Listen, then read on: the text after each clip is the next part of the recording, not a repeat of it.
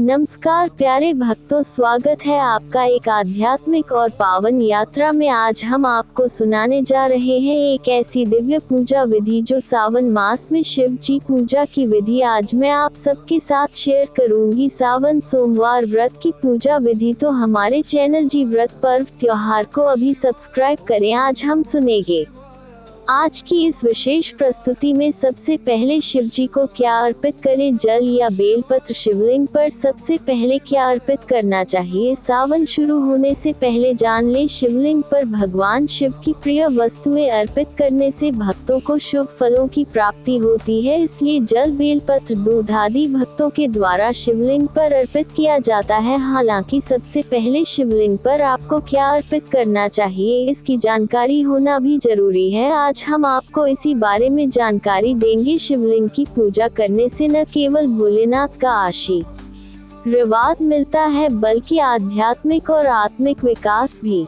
होता है। सावन के महीने में भगवान शिव की पूजा का बड़ा महत्व है। इस दौरान शिवलिंग पर भक्त जल, बेलपत्र, दूध आदि अर्पित करके भोलेनाथ को प्रसन्न करते हैं। हालांकि शिवलिंग पर कुछ भी अर्पित करने से पहले आपको इससे जुड़े नियमों का पता भी होना चाहिए। ऐसे में आज हम आपको बताएंगे कि शिवलिंग पर सबसे पहले क्या चढ़ाना चाहिए, बेलपत्र या जल। बेलपत्र या जल शिवलिंग पर पहले क्या अर्पित करें। धार्मिक मान्यताओं के अनुसार शिवलिंग की पूजा के दौरान आपको सबसे पहले जल ही शिवलिंग पर चढ़ाना चाहिए। ये जल गंगा, यमुना जैसी पवित्र नदियों का हो तो और भी शुभ होता है। जल चढ़ाने के उपरांत ही आपको बेलपत्र शिवलिंग पर अर्पित करना चाहिए। इसके बाद आप दूध, पुष्प आदि शिवलिंग पर अर्पित कर सकते हैं। सावन में शिव पूजन के दौरान रखिए इन बातों का ध्यान। कहा जाता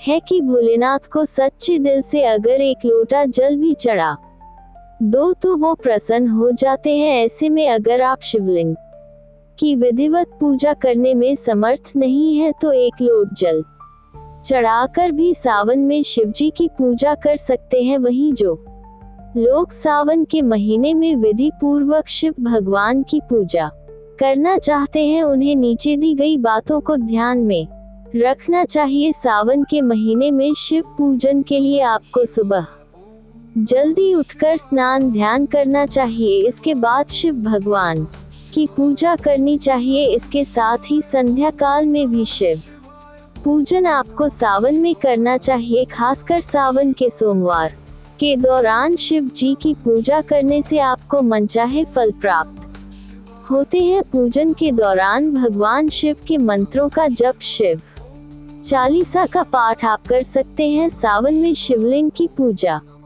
के दौरान सबसे पहले जल अर्पित करें। बेलपत्र को सोमवार के दिन नहीं तोड़ना चाहिए। इसके बाद 3, 5, 7, 9, 1 या 108 बेलपत्र शिवलिंग पर अर्पित करें। अगर जीवन में बहुत दुख हो तो तुमरुका जी का नाम लेकर के बेलपत्र अर्पित करें। आयुष्मान योग, धन संपदा, व्यापार, नौकरी, इज्जत सब कुछ मिलेगा। शिवलिंग पर बेलपत्र अर्पित करते समय ओम नमः शिवाय, श्री शिवाय नमस्तुभ्यम या साम सदाशिव मंत्र का जप करते रहें। गलती से भी कभी शिवलिंग पर खंडित बेलपत्र न चढ़ाएं। जल और बेलपत्र के साथ ही दूध, दही, शहद आदि भी आप शिवलिंग पर अर्पित कर सकते हैं। शिवलिंग पर जल अर्पित करते समय आपका मुख पूर्व दिशा की ओर या उत्तर दिशा की ओर होना चाहिए। चावल 11 या 21, काली मिर्च और 11 या 21 लौंग का भी अचूक उपाय कर सकते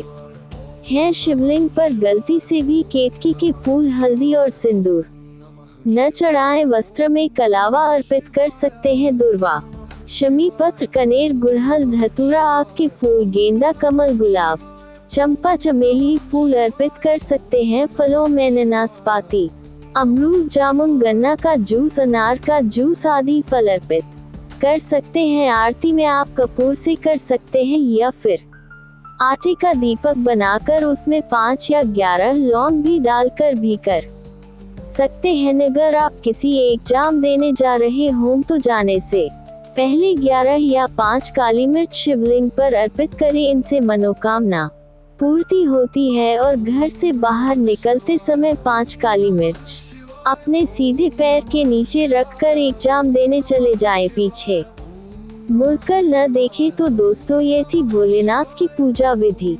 आइए हम भी श्रद्धा, भक्ति और विश्वास के साथ इस श्रावण मास में परमाता पार्वती और भोलेनाथ का स्मरण करें और अपने जीवन को सुख, समृद्धि और प्रेम से भर दें। जय भोलेनाथ, जय माता पार्वती, ओम नमः शिवाय। शिव शक्ति की यह कथा आप तक पहुंची, इसके लिए धन्यवाद। अगले अध्याय में फिर मिलेंगे एक नई पावन कथा के साथ। तो दोस्तों, कैसी लगी आपको ऐसी और कथाओं के लिए हमारे चैनल जी व्रत पर्व त्योहार चैनल को सब्सक्राइब करें और कमेंट करना न भूलें। धन्यवाद ही आध्यात्मिक कथाओं के लिए जुड़े रहिए हमारे साथ। ओम नमः शिवाय। श्री शिवाय नमस्तुभ्यं।